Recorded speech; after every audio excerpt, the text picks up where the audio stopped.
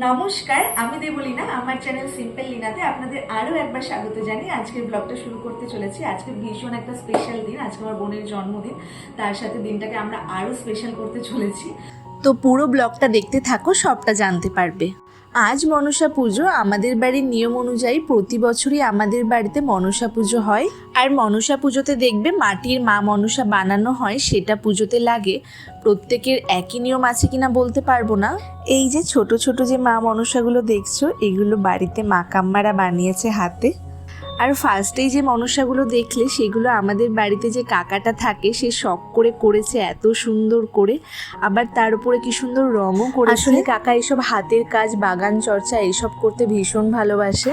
যাই হোক, কাম্মা এইদিকে সকাল সকাল সবটা গুছিয়ে ফেলেছে, আর ঠাকুর মশাইও টাইম মতো চলে এসেছে।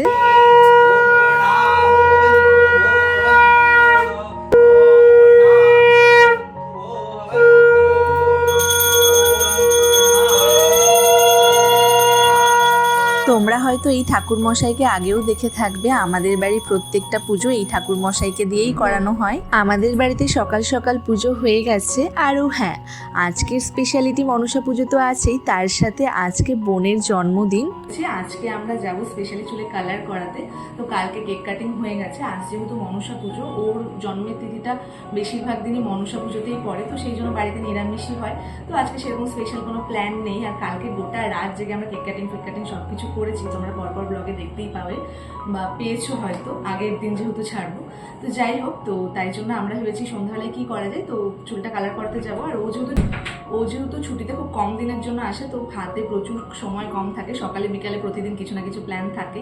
তো আগের দিনই প্ল্যান ছিল আমরা কালার করতে যাব, তো সেটা হয়নি শপিং এসবের কারণে।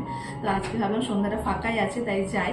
তো অনেক দিন ধরে এটা আমাদের একটা শখ যে কালার করাবো, কিন্তু ভীষণ ভয় লাগে চুল। অনেকে শুনেছি সাদা হয়ে যায় বা কোনো এফেক্ট করে। তো এত চুল নিয়ে আমি ভীষণ অবসেস, মানে আমার চুলের প্রতি একটা ভীষণ ভালোবাসা। ছোটো থেকে আমার খুব লং হেয়ার, বা আমি চুলটাকে প্রচণ্ড পছন্দ করি। মেনটেন কিছু করি না, বাট ভালো লাগে আমার নিজের চুলটা। তো সেই ক্ষেত্রে আমরা করে উঠতে পারিনি এখনো, কিন্তু আজকে সাহস করে আমরা ভেবেছি না যাবোই, চুলে কালার করাবোই। তো যাচ্ছি। মা তো এখনো বক করে যাচ্ছে, কাম্মাও চাইছে নাকি আমরা করি, বাট তাও আমরা করাবো জেদ করেই বেশিরভাগটা। তো তার আগে আমার লং হেয়ার ছিল, মানে একদম মাজা পর্যন্ত, মাজা ছাড়িয়ে ছিল। তো আমার অনেক দিন ধরে সেই চুলটা ছিল। সারা জীবনই আমি নিজেকে ওই লং হেয়ারেই দেখে আসছি। তো খুব ইচ্ছা ছিল যে একটু চেঞ্জ করি, কোনো স্টাইল করি।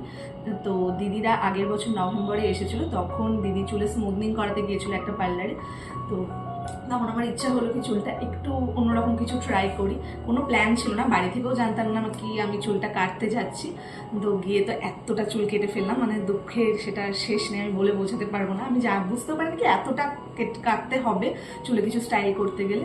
তো এটা বলেছিল কি অ্যাডভান্স কাট, অনেকটা ওই স্টেপ কাটের মতো, আগেকার দিনে যে স্টেপ কাটা হতো অনেকটা ওরকমই, বাট এই কাটটা ভীষণ অ্যাডভান্সই, দেখতে আমার ভীষণ ভালো লাগে। আর সবাই বলেছে কি ভালো লাগে।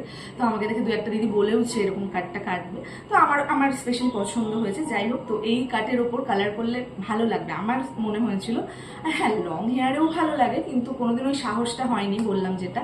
তো আজকে আমি একা যাচ্ছি না, বোনও যাচ্ছে সাথে, দুজন মিলে আমরা কালার করাবো। জানি না কেমন কি হবে, বাড়িতে ঢুকতে পারবো কিনা বা তারপরে কি হবে কিছু জানি না, বাস করতে যাব। তো যাচ্ছি।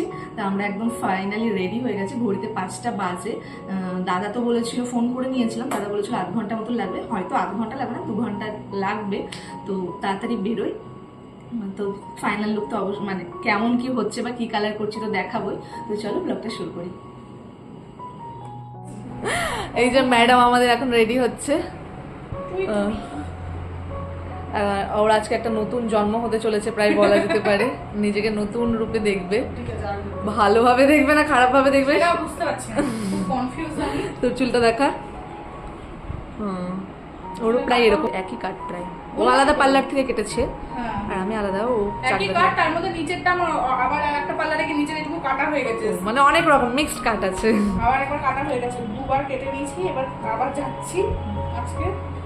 নষ্ট হবে না, ভালো লাগবে, এটাই হলো ব্যাপার। কিন্তু আমরা করবোই, কিন্তু করবো, করে আসবে, তবে যা হবে। অনেক দিনের একটা অনেক দিনের শখ, আর না অনেক দিন ধরে ভেবে ভেবে ভেবে ভেবে ভেবে আজকে ডিসাইড করলাম যে না করবোই।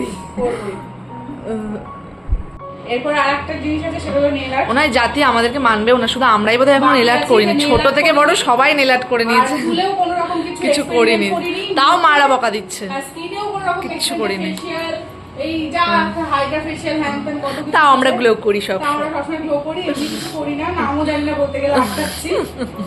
যাই হোক, আর এই মুহূর্তে এটা আমার চুলের লেন্থ আছে, আমি ওই নভেম্বরের দিকে কেটেছিলাম, প্রায় 9 মাস হয়ে গেল, লেন্থটা অনেকটাই বেড়েছে। তোমরা আমার যে লং হেয়ার থেকে এই শর্ট হেয়ারটা করেছি সেই ব্লগটা আমার চ্যানেলে ছাড়াও আছে, লং ব্লগেও ছাড়া আছে, শর্ট ব্লগেও ছাড়া আছে, তো চাইলে তোমরা চেক করতে পারো, আমি লিঙ্কে দিয়ে দেবো। বাট অনেক দিন না কাটায় নিচটা খুব নষ্ট হয়ে গেছে, তাই আজকে একবার হেয়ার কাটও করতে হবে। চলো এবার বেরো। সেই নভেম্বর মাসে গেছি, তারপরে তো আর যাইনি, আমার তো একদমই রাস্তা মনে নেই। ফার্স্টে ভেবেছিলাম আমরা টোটো করেই যাব, বাড়িতে একটা স্কুটিও ছিল না। দেন আমরা যেই মুহূর্তেই বেরোবো সেই মুহূর্তেই কাকা বাড়িতে ঢোকে আর আমরা স্কুটিটা পেয়ে যাই। টোটো করে গেলে তো কাকু ঠিক লোকেশানে নামিয়ে দিত, এই আমাদেরকে একটু শুনতে শুনতে যেতে হবে এই আর কি। বাট স্কুটি পেলে কে আর টোটো করে যায়। দেখো বিকেলটা কি সুন্দর, বিকেলবেলাটা আমার আবার সব সময়ের জন্যই খুব পছন্দের। আলটিমেটলি আমরা 2-3 জায়গায় শুনতে শুনতে ঠিক লোকেশানে পৌঁছে গেছি। এসে আমরা অনেক টাইম নিয়ে ডিসাইড করেছি চুলে কে কী কালার করব, কোন কালারের কত দাম। চুলে কালারটা করার আগে আমরা এখানে কিছু ভিডিও শ্যুট করে নিচ্ছিলাম।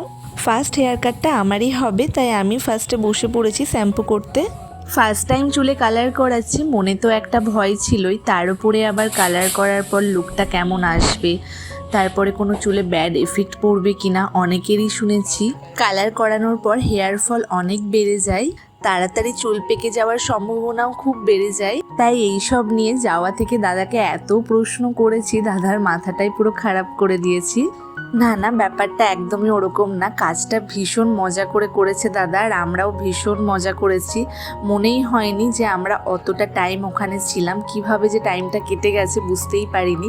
আমরা এত গল্প করেছি, এত আড্ডা মেরেছি। 1 ঘন্টা তো ধরে রাখি। 1 ঘন্টা ধরে আবার যদি ফোন করে আসেন তাহলে আমি বারণ করতাম যে ম্যাম আজকে এসে না, আজকেই ফাঁকা আমার কাজ। আর আমরা ভীষণ ভালো টাইমে গিয়েছিলাম, ওই মুহূর্তে পার্লারে কেউই ছিল না, আমরা 3 জন ছাড়া। দাদার সাউন্ড বক্সের সাথে আমাদের ব্লুটুথটা কানেক্ট করে নিয়েছিলাম, আর আমাদের পছন্দ মতো গান চালাচ্ছিলাম, আড্ডা মারছিলাম, গল্প করছিলাম, আলাদাই ভাইবস বানিয়ে ফেলেছিলাম আমরা।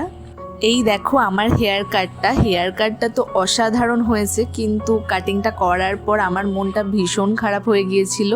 আমার চুলের লেন্থটা যতটা ছিল তার থেকেও অনেকটা বেশি ছোট করে ফেলেছে, এটাই আমার মনে হচ্ছিল। কিন্তু দাদা বলছিল এই কাটটা সবসময় শর্ট হেয়ারেই দেখতে বেশি ভালো লাগে, লংয়ে খুব একটা ভালো লাগে না।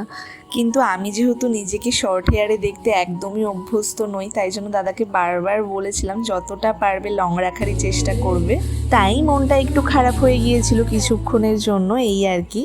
এবার যখন চুলে সেকশন করা হচ্ছে, ফার্স্ট টাইম চুলে কালার করা নিয়ে টেনশন, শর্ট হেয়ারের দুঃখ, সব কিছু বাদ দিয়ে মনে একটা ভীষণ আনন্দ হচ্ছিল কালার করার পর নিজেকে দেখতে কেমন লাগবে এটা ভেবেই। কালার অ্যাপ্লাই হয়ে গিয়েছে আমার চুলে, এবার আমাকে 30 মিনিট এইভাবে চুপচাপ বসে থাকতে হবে। অলরেডি বোনেরটা শুরু করে দিয়েছে, অনেকটা রাত হয়ে গিয়েছে। সবই ঠিক আছে, কিন্তু কালার করতে গিয়ে এতটা টাইম লেগে যাবে এটা আমরা ভাবতেই পারিনি। হেয়ার ট্রিটমেন্টে অনেকটা টাইম লাগে এটা জানি, আর দাদাও ফোনে বলেছিল, কিন্তু আমরা এসেছি 5টার সময়, এখন অনেক রাত হয়ে গিয়েছে। দেখো দেখো চুলের কালার করতে মুখের কালার পুরোতেও কালার হয়েছে, দেখো দেখো দেখো। বাড়ি থেকে শুধু ফোনের পর ফোন চলেই আসছে, একবার কাকা, একবার বাবা, একবার মা, একবার কাম্মা। ফোনটা ধরে দেওয়ার মতো কোনো উত্তর নেই আমাদের কাছে। তার উপরে শ্যাম্পুটা করার সাথে সাথেই আমার মধ্যে ভীষণ এক্সাইটমেন্ট কাজ করছিল। আমি ভাবছিলাম শ্যাম্পুটা করা মাত্রই চুলের কালারটা বোঝা যাবে, আর আমি তো নিজেকে আয়নাতে দেখতেও পাচ্ছিলাম না। আর আমি বারবার ওদেরকে জিজ্ঞাসা করছিলাম কেমন লাগছে আমাকে দেখতে, বল কেমন লাগছে আমাকে দেখতে। চুলে যতক্ষণ না ব্লো ড্রাইটা না হচ্ছে ততক্ষণ কালারটা ঠিকভাবে বোঝা যাবে না। এবার আস্তে আস্তে কালারটা ভালোই বোঝা যাচ্ছে, আর আমার তো নিজেকে দেখতে বেশ ভালোই লাগছে। ফার্স্ট ইমপ্রেশনটা আয়নায় দেখে নিজেকে আমার একদমই খারাপ লাগেনি, সত্যি বিরাট খুশি আমি আজকে। আজ রাতে বাইরে খাওয়ারই কথা ছিল, কিন্তু আজ পার্লারেই তো পুরো টাইমটা চলে গেল, তাই আমি আর ঋতু মিলে বেরিয়েছি এখন একটু বিরিয়ানি নিয়ে আসতে। বোনেরটা এখনও কমপ্লিট হয়নি। বোন যে কালারটা চুজ করেছিল সেখানে ডবল এফেক্ট ছিল, তাই বোনের হেয়ারে এখন আবারও কালার অ্যাপ্লাই করা হবে। ও যে কালারটা পছন্দ করেছিল সেটা রেডিশ আর গোল্ডেনের ওপর, আর আমার কালারটা ছিল ব্রাউন আর গোল্ডেনের ওপর। বাড়ি থেকে আমরা এতটাই বকা খাচ্ছি, কোনো কিছু বলেই আর ম্যানেজ করা যাচ্ছে না, তাই ঋতুই হাত লাগিয়ে দিয়েছে চুলটা ওয়াশ করার জন্য। এখন বাজে 11:15 মতন, এখনও হেয়ারে ওয়াশ চলছে, আর কিছু বলার নেই। বাড়ি থেকে বকা খাওয়াটাই স্বাভাবিক, আর আমরাও না জানতাম না যে সেকেন্ডবার আবার কালার অ্যাপ্লাই করতে হবে, এই কারণে রাতটা একটু বেশি হয়ে গেল। যাই হোক, বকা খাই আর যাই খাই, বোনের হেয়ারটাও কিন্তু অসাধারণ লাগছে। আমরা দুজন তো ভীষণ স্যাটিসফাইড আর ভীষণ খুশি। দেখো পুরো রাস্তা ফাঁকা, এখন ঘড়িতে বাজে 12:10। আর এই দেখো আসার সময় দাদার থেকে হেয়ার ক্যাপ চেয়ে নিয়ে এসেছি দুটো, যাতে বাড়িতে অ্যাটলিস্ট ঢুকতে পারি। জানি না হেয়ার কালার দেখে বাড়িতে কি বলবে, আদেও ঢুকতে দেবে কিনা। সে 10-10:30টার সময় ফোন করে বললো আমরা বিরিয়ানি নিয়ে যাচ্ছি, খাস না। আর এখন বাজছে ঘড়িতে দেখা 12:30 বাজছে, 12:30টার সময় চলে কালার করে 5টায় গিয়ে 12:30টায় আসছে। এই যে আমাদের বাড়ির সব থেকে বড় গার্জেন চলে এসেছে বকতে, নানা আজকে সবার কাছেই বকা খেতে হবে। তবে চলো আজকের মতো ব্লগটা এখানেই শেষ করছি। তোমাদের যদি ব্লগটা ভালো লেগে থাকে লাইক, কমেন্ট অ্যান্ড শেয়ার করবে, সাবস্ক্রাইব করতে ভুলবে না। আবার দেখা হচ্ছে নতুন কোনো ব্লগ নিয়ে।